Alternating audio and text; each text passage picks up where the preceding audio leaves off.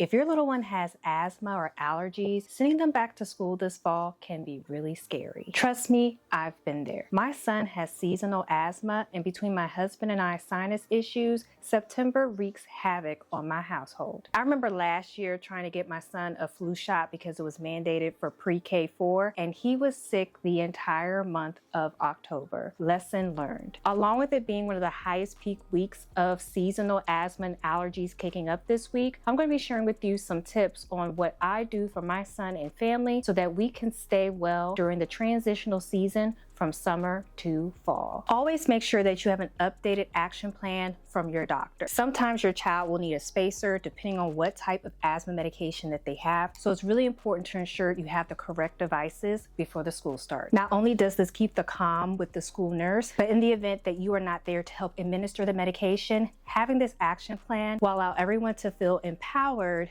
to ensure that your child gets what they need in case of emergency. You always want to make sure that you communicate with the teacher, school nurse, and any administrator what can trigger your child's asthma or allergies. This includes things of what to look for. If their allergies include things that they eat, making sure to make a list of things that could trigger them. Sometimes it's just contact with skin. Sometimes it's something that they ingest.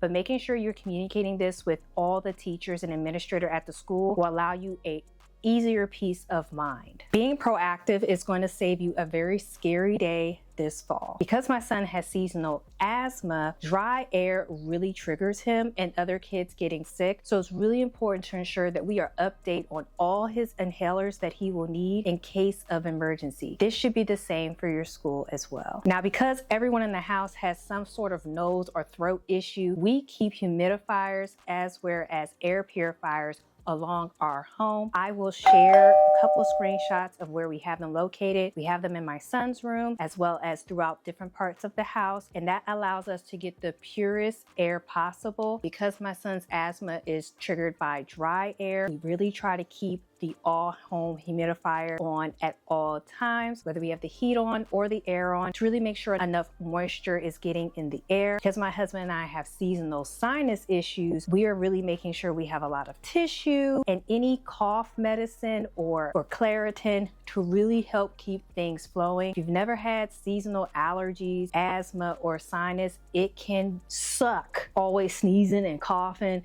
and snot coming out your nose. It's very, very uncomfortable. So these are the things that we have had to do to ensure that everyone in the house can stay as well as possible. Also, when we're coming in and out of the home, we are washing our hands constantly. I keep hand sanitizers in my purse at all times, as well as hand wipes. I will also link my favorite ones in the description box below so that you can also get them. They come in such a huge pack, especially the Purell hand sanitizers. So we're just making sure that we're keeping things clean at all times, making my son wash his hands all the time, and we're just keeping our hands out of our face because the change in the air can really bring up any dust or dirt that can make us sneeze and cough. When we stick to this routine, the entire house is calmer. I know you may be thinking, you have a dog, but no one is allergic to him. Make sure that we are keeping up with our dog's grooming schedule. Overall, it's really just the dry air and changing seasons that really get us going. We've had some very close calls, especially last year when we were very new to understanding my son's asthma, especially because it's seasonal and it's only during the colder months. So there have been times where we were giving him wrong medication and we didn't know how to help him, but luckily all that has changed.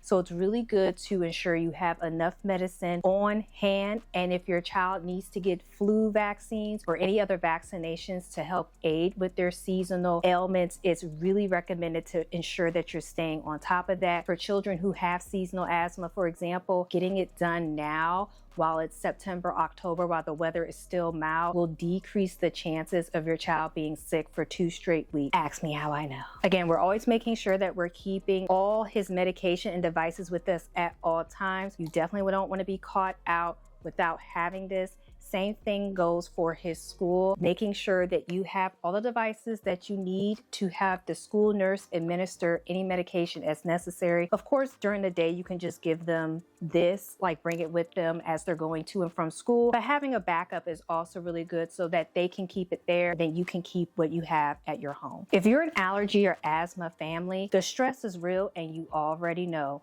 Every time the seasons change, it's not always a glorious occasion. Sometimes it can be triggering.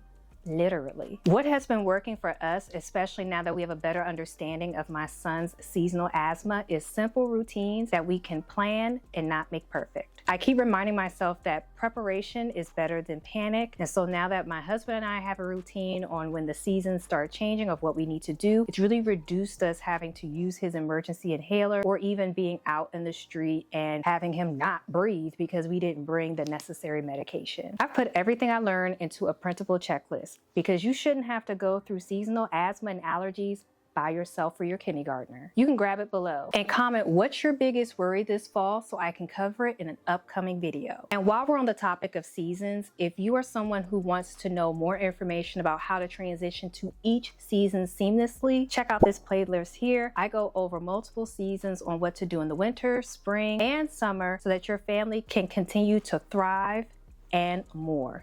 See you there.